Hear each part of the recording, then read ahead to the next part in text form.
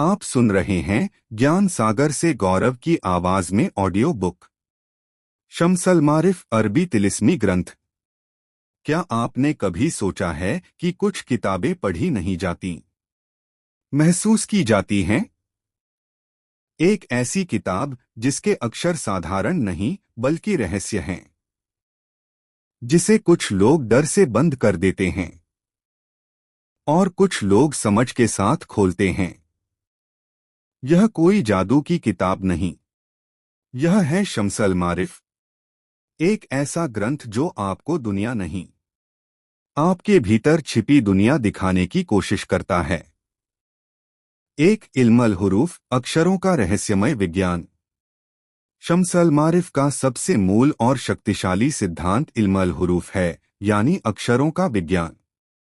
इस ग्रंथ में अरबी भाषा के हर अक्षर को केवल ध्वनि या लिखावट नहीं, बल्कि जीवित ऊर्जा माना गया है। लेखक के अनुसार अक्षर ब्रह्मांड की मौलिक कंपन, कॉस्मिक वाइब्रेशंस हैं, जिनसे सृष्टि का ढांचा बना है। जैसे भौतिक जगत 4 तत्वों से बना है, वैसे ही आध्यात्मिक जगत अक्षरों से संचालित होता है। हर अक्षर का संबंध किसी न किसी ग्रह, तत्व, दिशा, संख्या और आध्यात्मिक गुण से जोड़ा गया है। उदाहरण के लिए कुछ अक्षर शक्ति का प्रतीक माने जाते हैं, कुछ ज्ञान का और कुछ संतुलन का। यह विचार मिलता है कि जब कोई व्यक्ति किसी अक्षर के गूढ़ अर्थ को समझ लेता है, तो वह प्रकृति के छिपे नियमों को भी समझने लगता है। ग्रंथ यह भी संकेत देता है कि कुरान स्वयं अक्षरों का चमत्कार है, जहां हर हरफ, अक्षर के भीतर कई परतों में अर्थ छिपा है। साधारण पाठक केवल बाहरी अर्थ देखता है, जबकि ज्ञानी व्यक्ति अक्षरों के भीतर छिपी आध्यात्मिक संरचना को महसूस करता है। यह ज्ञान केवल बुद्धि से नहीं, बल्कि चेतना की परिपक्वता से खुलता है। इसलिए शम्सल मारिफ अक्षरों को शक्ति से अधिक जिम्मेदारी मानता है। 2 अस्माउल हुस्ना, ईश्वरीय नामों का रहस्य। शम्सल मारिफ में अस्माउल हुस्ना यानी ईश्वर के 99 सुंदर नामों को अत्यंत विशेष स्थान दिया गया है। इस ग्रंथ के अनुसार ये नाम केवल धार्मिक संबोधन नहीं, बल्कि ईश्वरीय गुणों की जीवित अभिव्यक्ति हैं। हर नाम ब्रह्मांड की किसी न किसी शक्ति का प्रतिनिधित्व करता है, जैसे ज्ञान, करुणा, न्याय, संरक्षण या संतुलन। ग्रंथ यह विचार प्रस्तुत करता है कि जब कोई व्यक्ति ईश्वर को किसी नाम से स्मरण करता है, तो वह उस नाम से जुड़े गुणों के साथ अपने भीतर एक समानता, अलाइनमेंट बनाता है। उदाहरण के लिए रहमान करुणा का प्रतीक है और हकीम ज्ञान का। इसका अर्थ यह नहीं कि नामों से चमत्कार होते हैं, बल्कि यह कि व्यक्ति की आंतरिक चेतना उन गुणों की ओर ढलने लगती है। शम्सल मारिफ में यह भी बताया गया है कि इन नामों का प्रभाव व्यक्ति के चरित्र, सोच और आत्मिक स्तर पर पड़ता है। यह प्रक्रिया बाहरी शक्ति पाने की नहीं, बल्कि आत्मा को शुद्ध करने की मानी गई है। इसलिए सूफी परंपरा में इन नामों को प्रेम और विनम्रता से जोड़ा गया है, न कि भय या नियंत्रण से। ग्रंथ चेतावनी देता है कि यदि कोई व्यक्ति इन नामों को अहंकार या स्वार्थ से जोड़ता है, तो वह उनके वास्तविक अर्थ से दूर चला जाता है। यहाँ असली उद्देश्य है ईश्वर के गुणों को अपने आचरण में उतारना। 3 अंक विज्ञान, न्यूमरोलॉजी और गूढ़ गणित। शम्सल मारिफ में अंक विज्ञान को अत्यंत रहस्यमय और गहन विषय माना गया है। इस ग्रंथ के अनुसार संख्याएं केवल गणितीय चिन्ह नहीं, बल्कि ब्रह्मांडीय नियमों की भाषा हैं। हर संख्या का एक आध्यात्मिक अर्थ, ऊर्जा और कंपन बताया गया है। अक्षरों और संख्याओं के बीच एक गहरा संबंध दर्शाया गया है, जिसे अरबी में अबजद प्रणाली कहा जाता है। इस दृष्टिकोण में जब अक्षरों को संख्यात्मक मान दिया जाता है, तो शब्दों और नामों के छिपे अर्थ सामने आते हैं। उदाहरण के लिए किसी शब्द की कुल संख्या उसके स्वभाव और प्रभाव का संकेत मानी जाती है। यह विचार प्लेटो और पाइथागोरस की संख्यात्मक दर्शन से भी मेल खाता है। ग्रंथ यह संकेत करता है कि ब्रह्मांड एक संतुलित गणितीय संरचना है, जहां कुछ भी संयोग से नहीं होता। दिन, समय, चक्र और घटनाएं सब एक निश्चित संख्यात्मक लय में घटित होती हैं। इसी कारण समय और संख्या को एक दूसरे से जोड़ा गया है। हालांकि शम्स अल मारिफ यह भी स्पष्ट करता है कि अंक विज्ञान का सही उपयोग केवल आत्मचिंतन के लिए होना चाहिए, न कि भविष्यवाणी या डर पैदा करने के लिए। संख्याएं दिशा दिखाती हैं, निर्णय नहीं लेती। असली निर्णय मानव की चेतना और नैतिकता पर निर्भर करता है। 4. तिलिस्म और वफ्क, मैजिकल स्क्वेयर्स का प्रतीकवाद। शम्स अल मारिफ का एक अत्यंत चर्चित और रहस्यमय भाग वफ्क या मैजिक स्क्वेयर से जुड़ा है।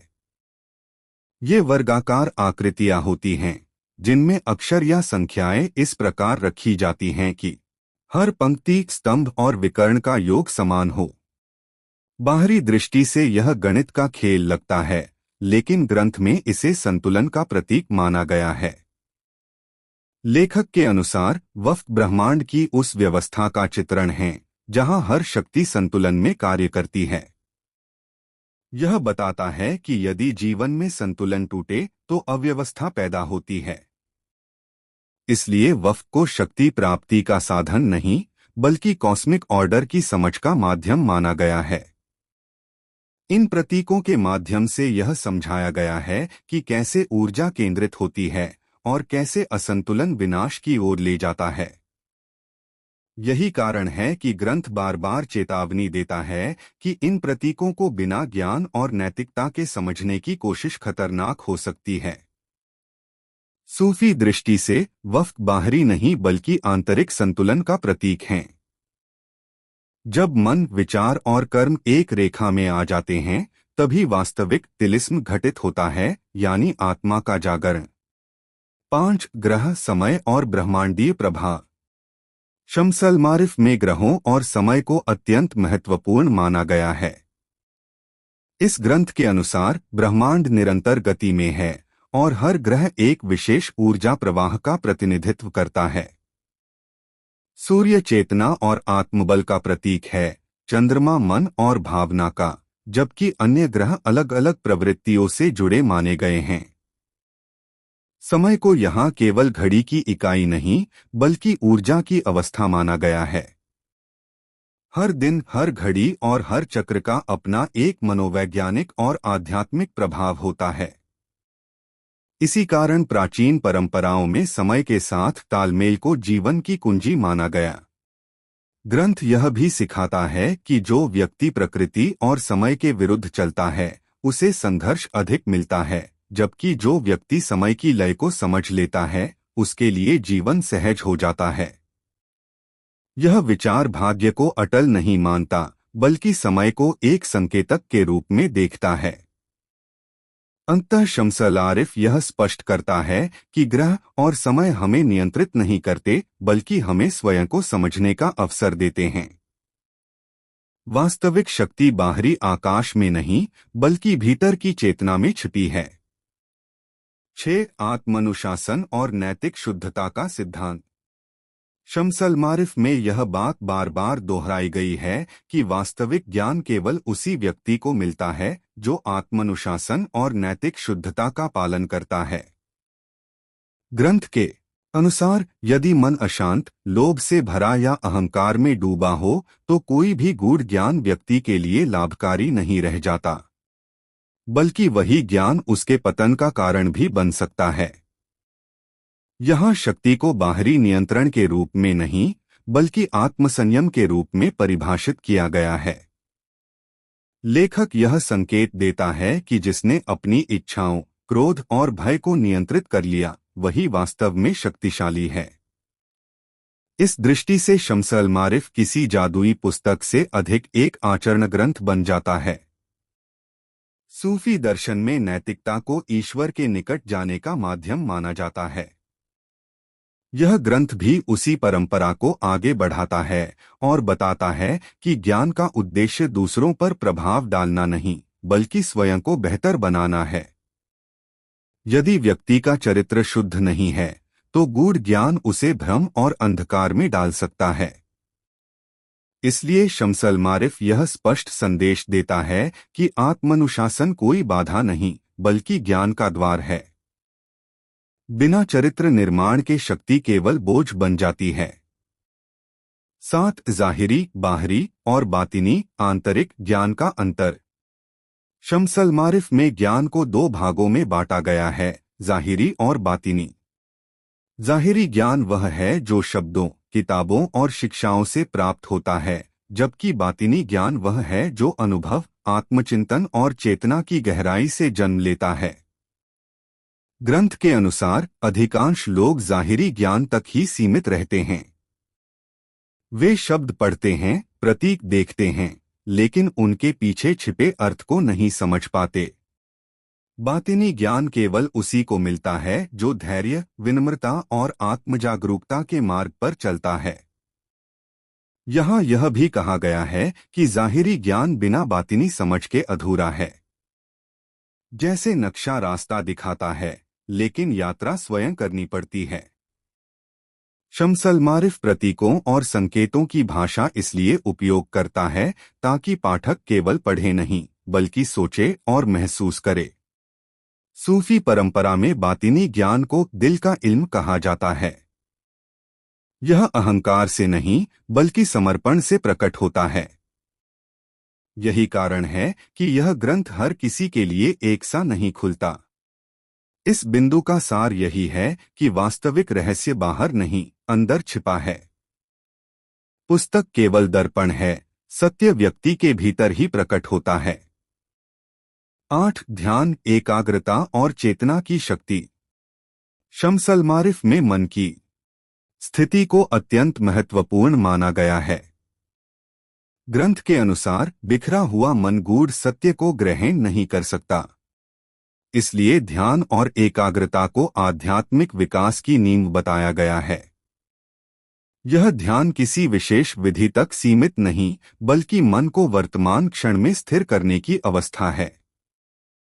जब मन शांत होता है, तब व्यक्ति अपने भीतर की सूक्ष्म हलचलों को समझने लगता है। यही अवस्था चेतना के विस्तार की शुरुआत मानी जाती है।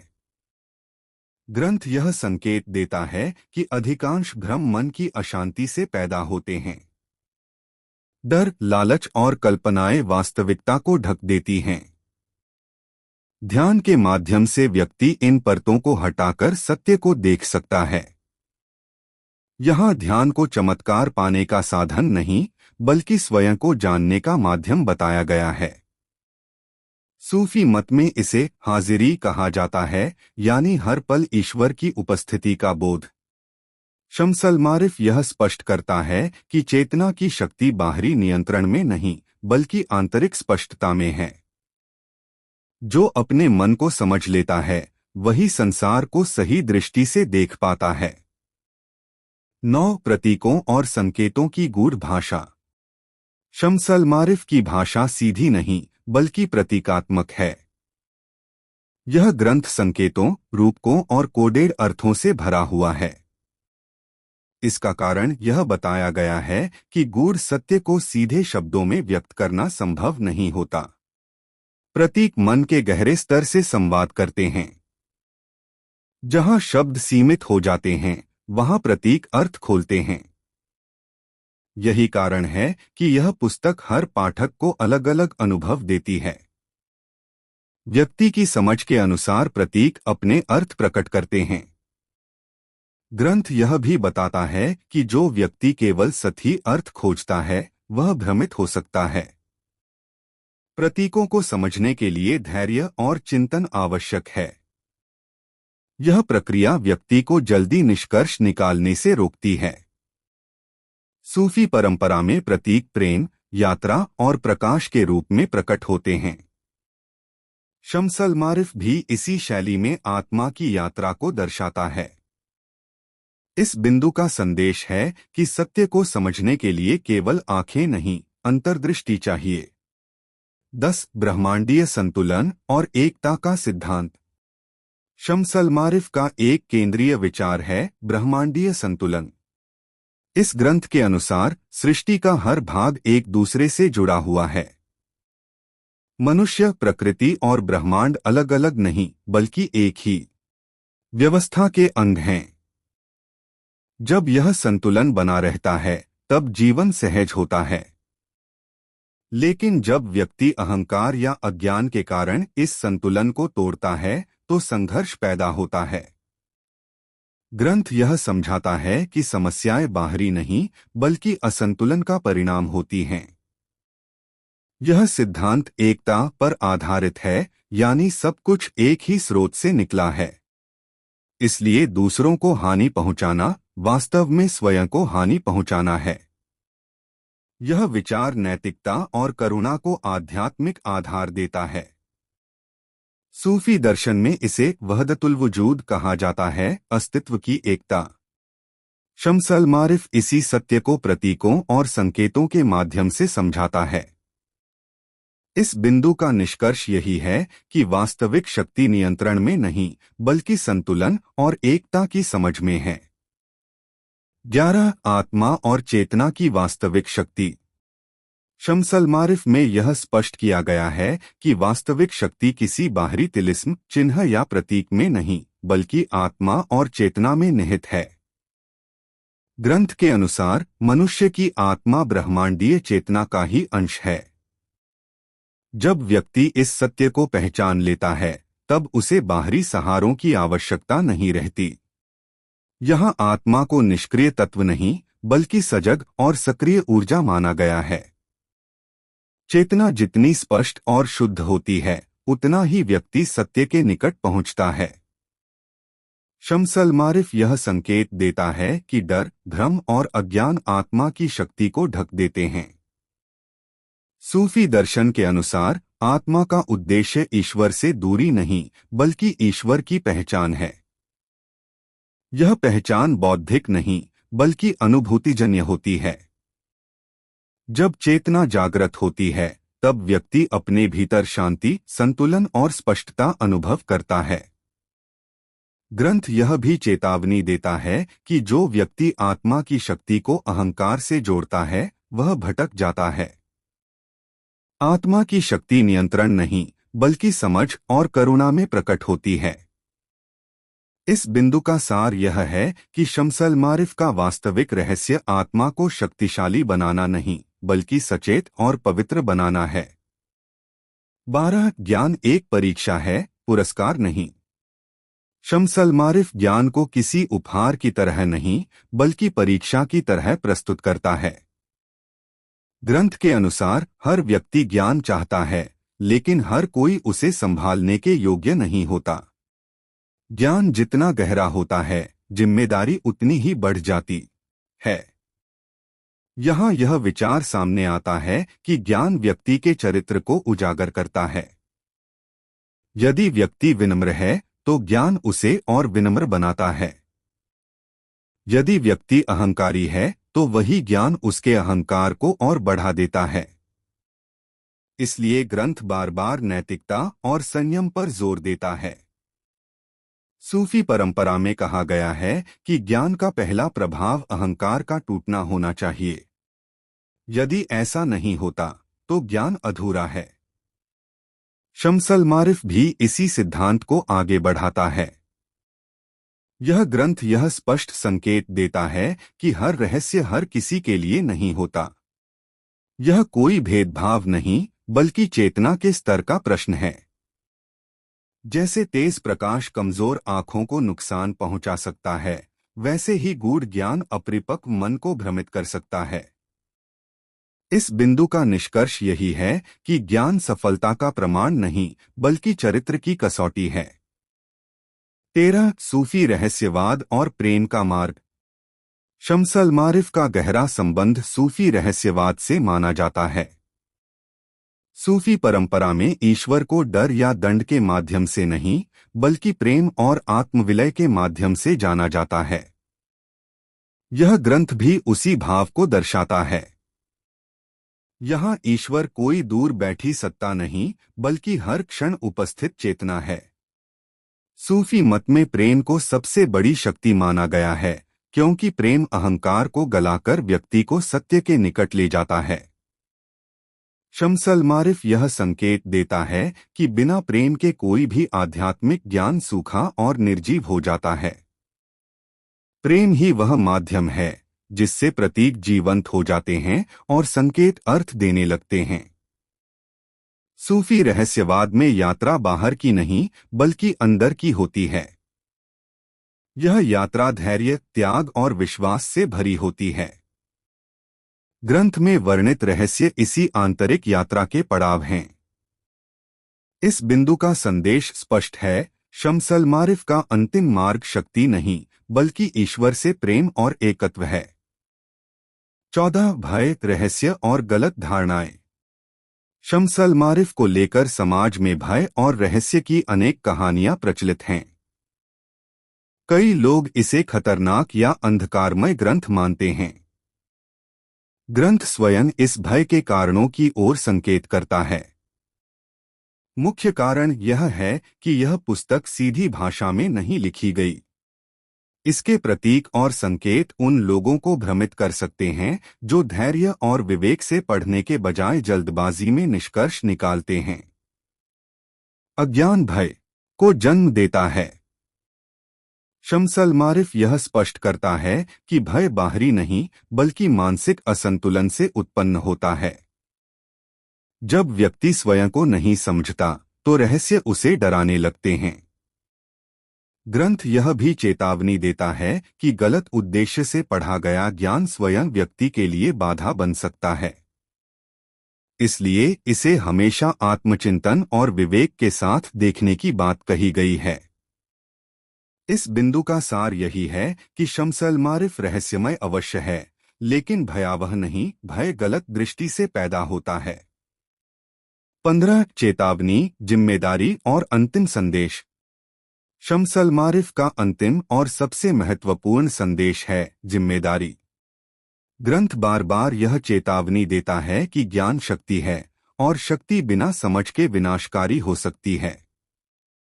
यह पुस्तक स्वयं को मार्गदर्शक नहीं बल्कि दर्पण की तरह प्रस्तुत करती है। जो व्यक्ति जैसा है उसे यह वैसा ही प्रतिबिंब दिखाती है। इसलिए इसे पढ़ना अपने भीतर झांकने जैसा है। ग्रंथ का उद्देश्य किसी को विशेष या श्रेष्ठ बनाना नहीं बल्कि व्यक्ति को जागरूक बनाना है। जागरूकता ही वह अवस्था है जहां अहंकार कम होता है और विवेक बढ़ता है। शम्सल मारिफ यह स्पष्ट करता है कि अंतिम सत्य किसी पुस्तक में बंद नहीं होता। पुस्तक केवल संकेत देती है, रास्ता व्यक्ति को स्वयं तय करना होता है। अंततः इसका निष्कर्ष यही है, वास्तविक शक्ति तिलिस्म में नहीं, अक्षरों में नहीं, बल्कि सचेत जीवन, नैतिक आचरण और आत्मज्ञान में है। शम्सल मारिफ का सबसे बड़ा रहस्य कोई तिलिस्म नहीं, कोई चिन्ह नहीं, कोई छुपा मंत्र नहीं है। इसका असली रहस्य है आप स्वयं। अगर आप इसे शक्ति की भूख से पढ़ते हैं तो यह आपको भ्रम देगा, लेकिन अगर आप इसे समझ और संयम से देखते हैं तो यह आपको आईना दिखाएगा। याद रखिए, ज्ञान डराने के लिए नहीं होता, जगाने के लिए होता है। और जो जाग गया उसे फिर किसी अंधकार से डर नहीं लगता। चैनल को लाइक करें, सब्सक्राइब करें और बेल आइकन दबाना ना भूलें। मिलते हैं अगले ऑडियो बुक में। धन्यवाद।